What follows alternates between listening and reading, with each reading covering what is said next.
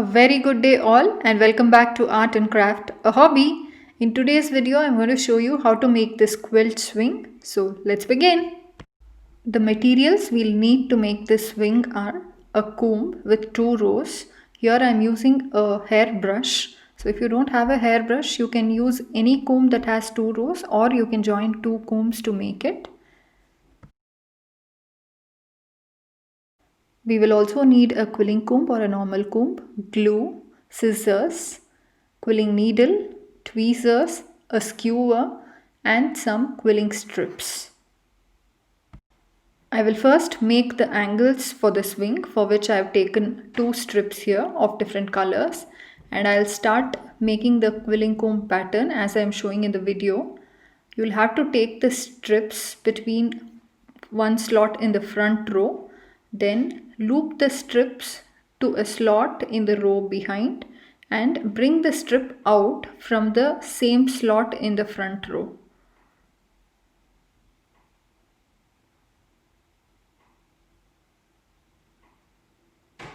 Keep it as tight as possible, and I'm going to continue this till the end of the comb. The length of the strips I have used here is 45 centimeters. I have joined 2 strips to get this length. Now the pattern is ready. I'm going to align the strips with a tweezer, and now I'm applying glue on one side of the pattern, and I'll now pull back the strip on the glue. So this will secure the pattern. I will tuck the end of the strips as I am showing in the video. And now I am going to glue the second strip as well. Do not apply too much of glue. And now I am securing the ends and I'll allow this to dry. Do not pull out the pattern when the glue is still wet. Allow it to dry thoroughly. Now it is dried and I'm going to pull the pattern out.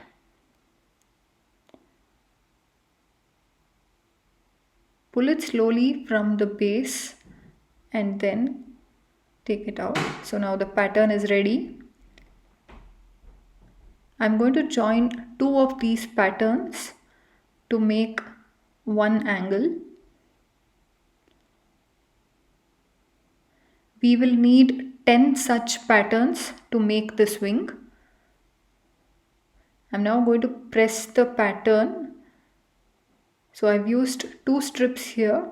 So this will keep the angles firm enough to hold the swing. I'm now going to make the petal pattern, for which I'm using the quilling comb. I will tuck the strips as I'm showing in the video.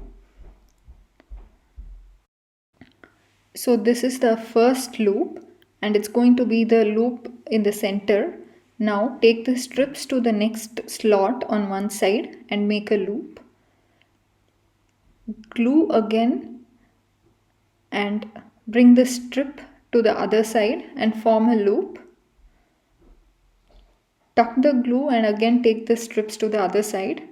So this way you will have to take the strip on both the sides and make the loop.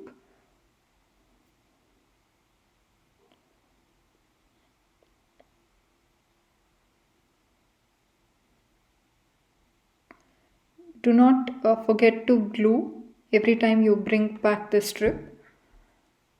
This will help to hold the shape well.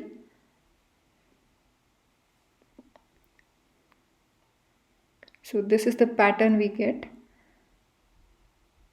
I'll glue the ends and cut off extra strips. I'm now removing the pattern from the quilling comb. This is a double shaded pattern. We'll need 10 of these to make the swing. And I have one made with single shade as well, and we'll need 2 such. Here I have another lengthy loop made with similar pattern. This is going to be the upper bar to which the swing will be hung. I have made this using my hairbrush.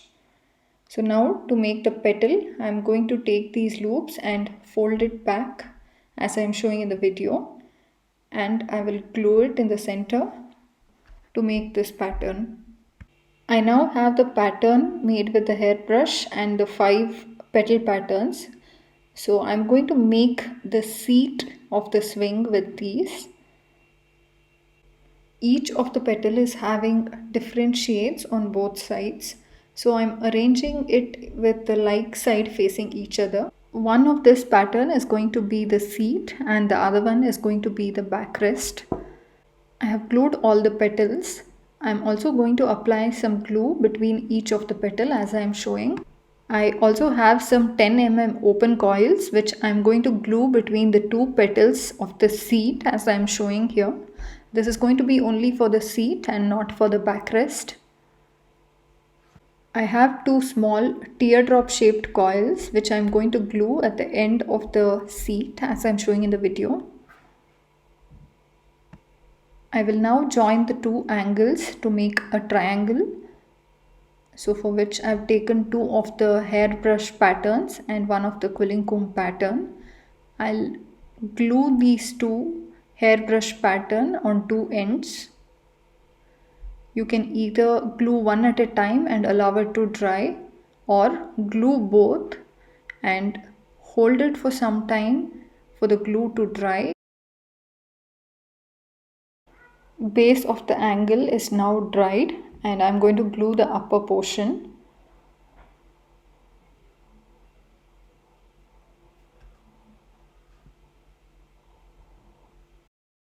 Here I have a skewer wrapped with quilling strips. So this is going to be the base of the swing holding the two angles apart. To make the armrest, I have taken approximately 4 cm pieces of both the shades of strips. I have glued them on one side and now on the other open side I am going to pull the strips such that each shade is visible. I will now glue this end. You will have to glue each of the strip. Allow it to dry and then I'll cut off the extra portion of the strip. I'm joining the seat and the backrest with two tight coils. I'm using a scale for aligning the backrest in a tilted position or a slant position. I'll apply glue in the ridges as I'm showing in the video and I'll tuck in the two tight coils there. Once dried, I'll apply glue in the ridges similarly of the backrest and I'll tuck them on the tight coils. I'll allow this to dry. I'm now gluing the handrest as I am showing in the video.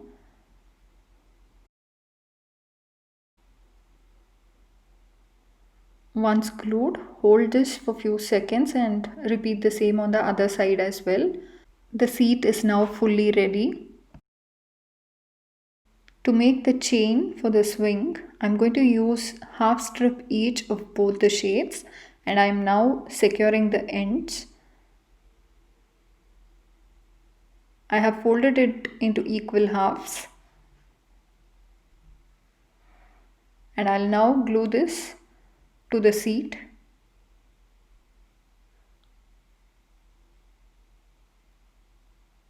Repeat the same on the other side as well. I'm now gluing the chain to the long quilled comb petal which we made earlier. I will now glue the long petal pattern to the two angles which we made. Also, after gluing the seat to the two angles, I am going to use the skewer and attach it to the two smaller petal patterns in the base of the angle.